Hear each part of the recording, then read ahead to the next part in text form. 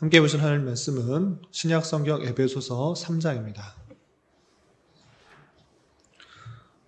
오늘 3월 25일 에베소서 3장을 읽는 날인데 3장은 21절까지 그렇게 길지 않으므로 1절부터 마지막 절까지 함께 봉독하겠습니다.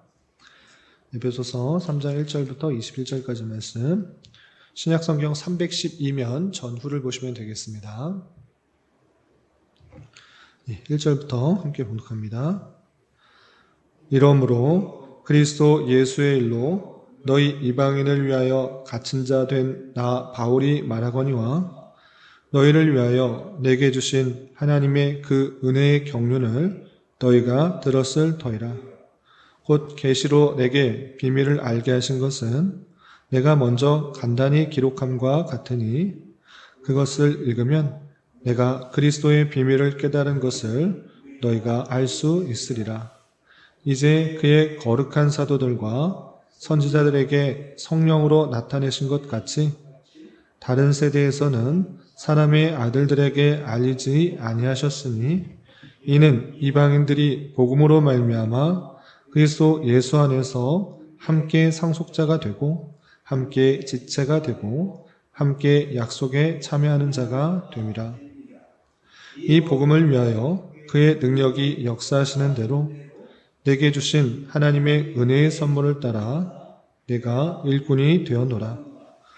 모든 성도 중에 지극히 작은 자보다 더 작은 나에게 이 은혜를 주신 것은 측량할 수 없는 그리스도의 풍성함을 이방인에게 전하게 하시고 영원부터 만물을 창조하신 하나님 속에 감추어졌던 비밀의 경륜이 어떤 것을 드러내게 하려 하심이라. 이는 이제 교회로 말미암아 하늘에 있는 통치자들과 권세들에게 하나님의 각종 지혜를 알게 하려 하심이니 곧 영원부터 우리 주 그리스도 예수 안에서 예정하신 뜻대로 하신 것이라. 우리가 그 안에서 그를 믿음으로 말미암아 담대함과 확신을 가지고 하나님께 나아감을 얻느니라. 그러므로 너희에게 구하노니 너희를 위한 나의 여러 환난에 대하여 낙심하지 말라. 이는 너희의 영광이니라.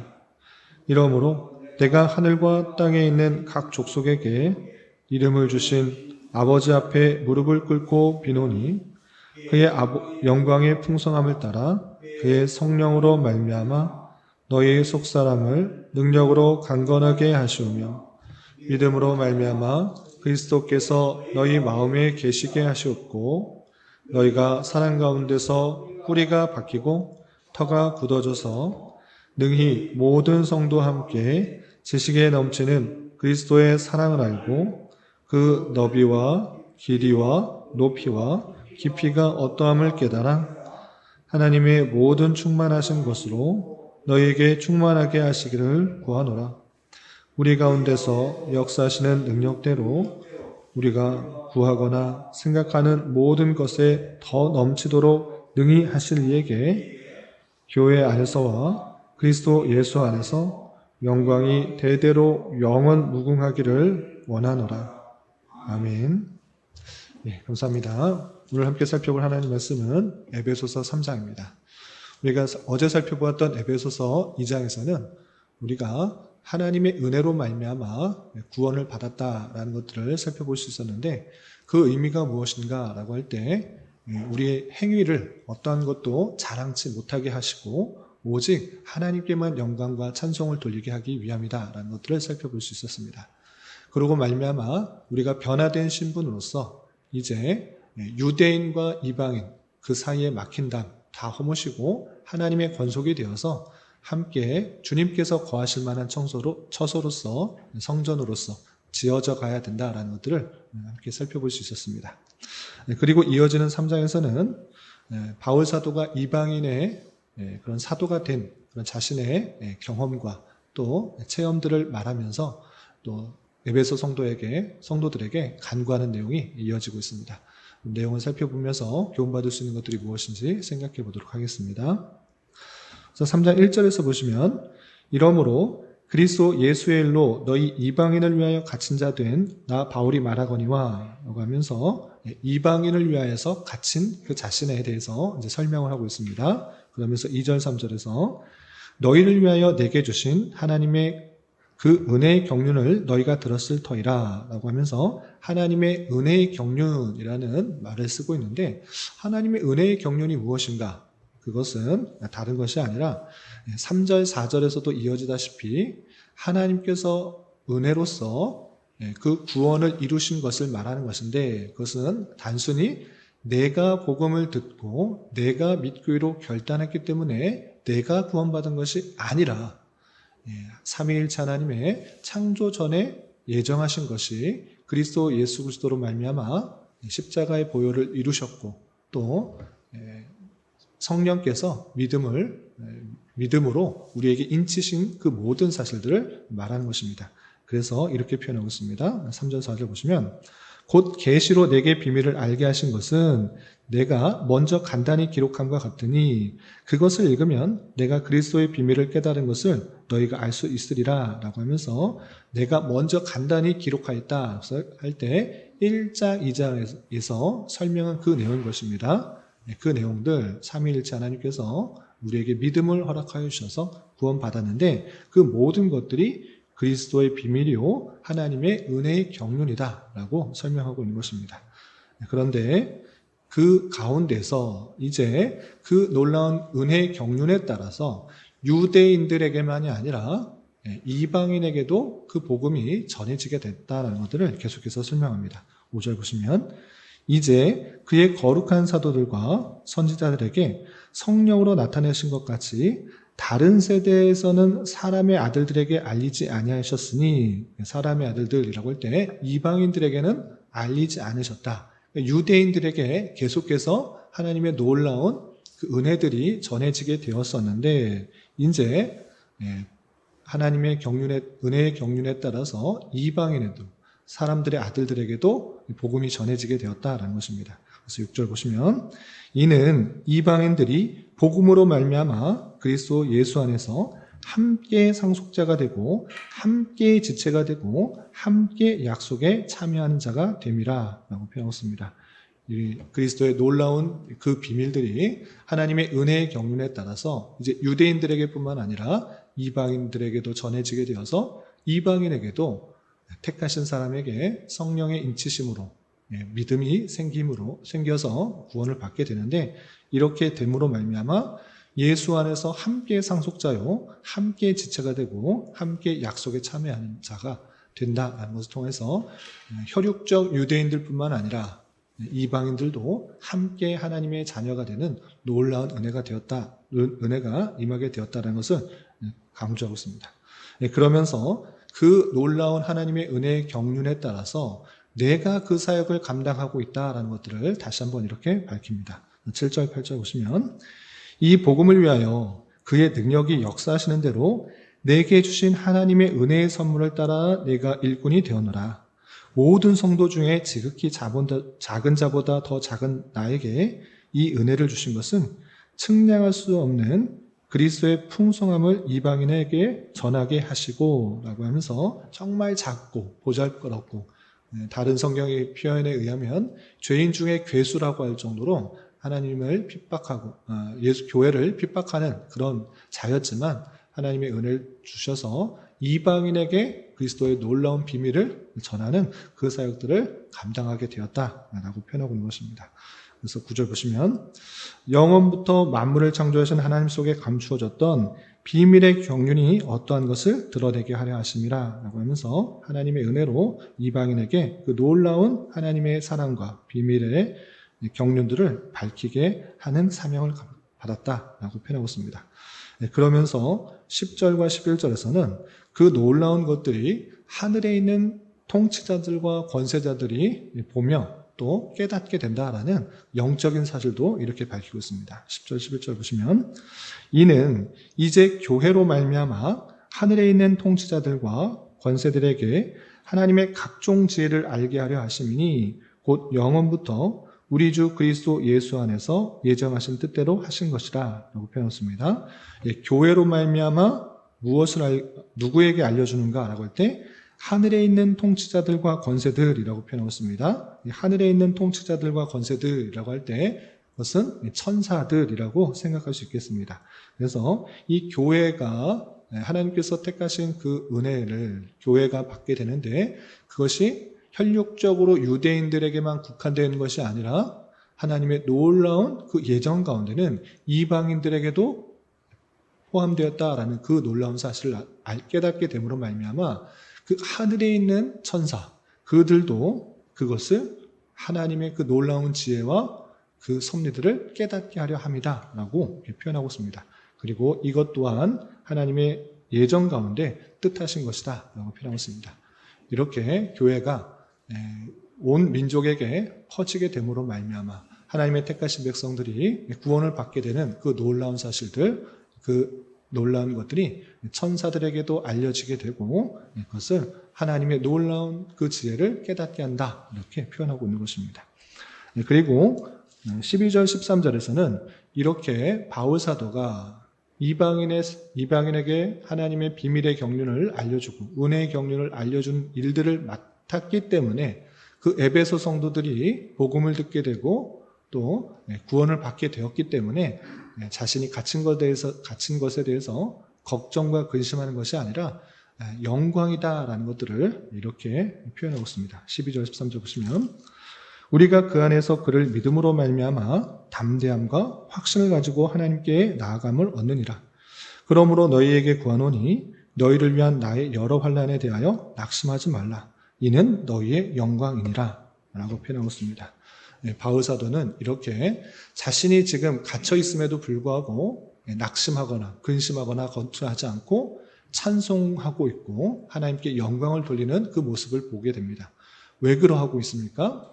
자신이 받은 그런 사명들을 깨달았기 때문에 그리고 자신이 하나님의 그 놀라운 사랑들을 깨달았고 그 사명을 깨달았기 때문에 비록 내가 갇혀 있을지라도 낙심하거나 근심하지 않고 오히려 밖에 있는 성도들에게 찬송이 되며 영광이 된다라는 것들을 밝히고 있습니다. 이러므로 우리가 받은 그 놀라운 사랑 그리고 우리가 받은 그 사명들을 생각할 때 비록 당장에 어렵고 힘든 일들이 있을지라도 내가 맡은 일들을 그냥 하는 것이고 그것이 일의 성과가 있느냐 없느냐 또는 눈에 보이는 가시적인 효과가 있느냐 없느냐 이것 외에 맡은 사명을 감당하고 있다라는 그 사실로 하나님께서 그 일들을 이루신다라는 사실로 더욱더 하나님께 영광이 되고 하나님께 찬송이 되고 감사와 또 기쁨이 든다라는 것을 살펴보게 됩니다. 이렇게 바울 사도는 자신이 받은 놀라운 그리스도의 비밀을 깨달은 자로서 또 자신이 받은 그 사명, 이방인들에게 전하는 그 사명들 비록 갇혀있지만 나를 통하여서 어차피 택하신 백성들이 주께로 돌아올 것을 확신하면서 너희가 그 결과이고 너희에게 영광이 된다라는 것들을 알려주고 있는 것입니다. 그러면서 14절부터 21절까지는 또다시 바울 사도는 기도를 합니다. 하나님께 그 에베소 성도들이 어떻게 되기를 간절히 기도하는 그 내용이 또 이어지게 되는데 어떤 기도를 하고 있는지 계속해서 내용을 살펴보도록 하겠습니다. 14절 15절 보시면 그 기도의 대상을 이렇게 표현하고 있습니다. 14절 15절 이러므로 내가 하늘과 땅에 있는 각 족속에게 이름을 주신 아버지 앞에 무릎을 꿇고 비노니 하늘과 땅에 있는 각 족속에 이름을 주셨다. 이름을 당장 그냥 주었다라는 그런 의미보다는 이방인들에게 하나님께서 그 사랑을 가지시고 또 구원의 계획을 가지고 계시는 아버지 하나님께 간절히 빈다 이렇게 표현하고 있는 것입니다.